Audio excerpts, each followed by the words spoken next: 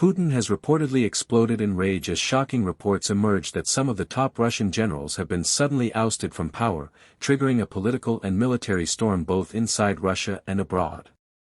The news comes at a critical moment when the war effort is already under strain, resources are stretched, and Russia's leadership is fighting to maintain control of the narrative. Such a dramatic shakeup in the military hierarchy is not only surprising but also revealing, exposing tensions at the very highest levels of power.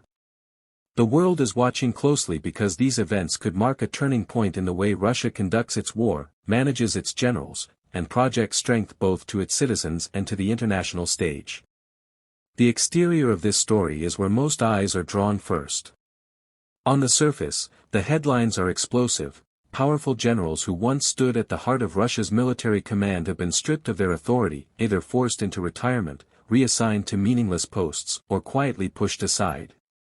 The exterior image projects Putin as decisive, ruthless, and unwilling to tolerate incompetence or betrayal. State media attempts to portray this as a strategic adjustment, emphasizing that Russia is reorganizing to meet new challenges and that only the strongest, most loyal leaders will remain in charge. Yet this carefully constructed facade is cracked. The abrupt nature of these removals, the timing during an ongoing war, and the angry tone emanating from the Kremlin reveal that beneath the surface, something deeper is unraveling. The exterior story is meant to showcase control, but instead it hints at instability and conflict within the very core of the regime. Inside the Kremlin, the interior of this story is where the real tension brews. Sources and analysts point to growing mistrust between Putin and his commanders. The war in Ukraine has proven far more difficult, costly, and drawn out than originally envisioned. Initial confidence has eroded into frustration, and every battlefield loss becomes a point of contention. Insiders suggest that Putin is increasingly suspicious, fearing disloyalty or even potential betrayal from those who command large parts of the armed forces. The interior atmosphere is tense and suffocating, with generals caught between trying to fulfill impossible orders and protecting themselves from Putin's wrath. For some, silence and obedience are no longer enough, and dissent, whether spoken aloud or merely suspected, is dangerous. This interior reality, though hidden from the outside world, paints a picture of a leadership consumed by paranoia and a military command system in disarray. When considering performance, the failures and struggles of Russia's military leadership come sharply into focus. Since the beginning of the war, Russia has faced mounting challenges, stalled offensives, logistical breakdowns, heavy casualties, and the destruction of critical infrastructure.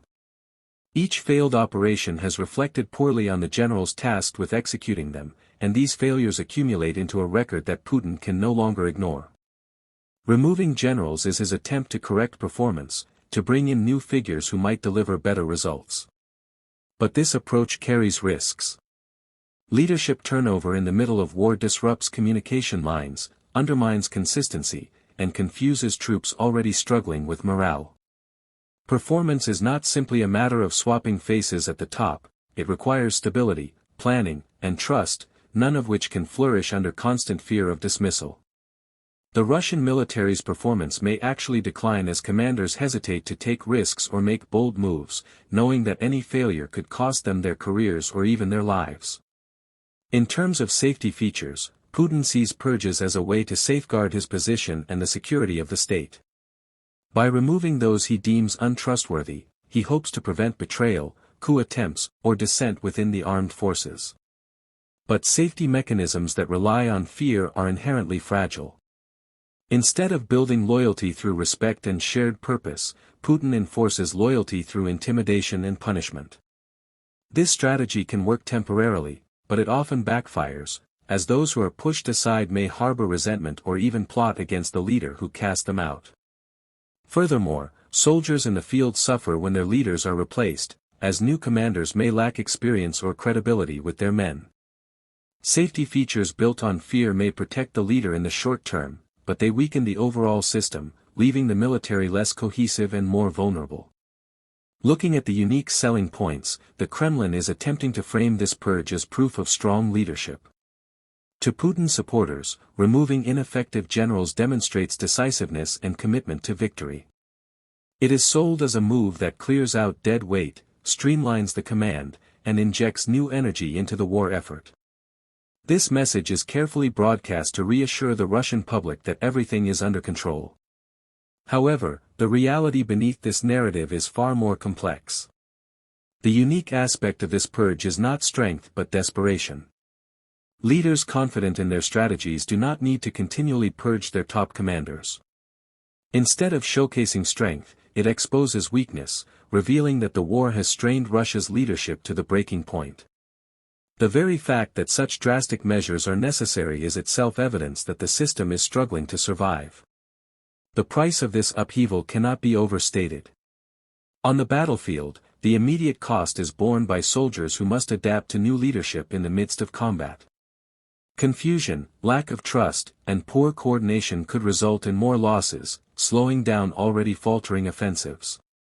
Politically, the price for Putin is erosion of authority. While purges may secure short-term obedience, they send a signal to allies and enemies alike that the leadership is unstable. Countries watching from abroad, including Russia's adversaries in the West, will interpret these removals as signs of weakness, potentially emboldening Ukraine and its supporters to push harder. Domestically, citizens may grow more skeptical of the war effort if they see constant leadership changes as proof that the strategy is failing. For Putin personally, the cost is trust. Each purge alienates another group of elites who may one day unite against him, turning his safety mechanism into a ticking time bomb. In conclusion, the sudden ousting of Russia's top generals reveals far more than just a reshuffling of command. It reflects deep cracks in the foundation of Russia's military and political system. The exterior presents a facade of strength, but the interior tells a story of paranoia and mistrust. Performance on the battlefield has faltered, and safety measures meant to protect the regime may instead weaken it from within. The unique selling point is framed as strength but seen internationally as desperation, and the price being paid is steep, both for Russia's military effectiveness and Putin's grip on power. History has shown that such purges rarely stabilize a regime in the long run, instead, they fuel instability and hasten decline. As the war grinds on, the consequences of these decisions will echo far beyond the Kremlin walls, shaping not only the outcome of the conflict but the very future of Russia itself. The storm now raging inside Russia's military command could become one of the defining stories of this war. What began as an attempt to secure control may ultimately erode it.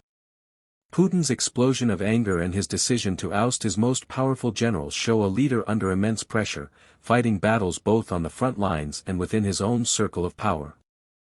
The outcome of this purge will not be determined overnight, but it has already altered the dynamics of the conflict, proving once again that in war, the greatest threats often come not just from the enemy outside but from divisions within.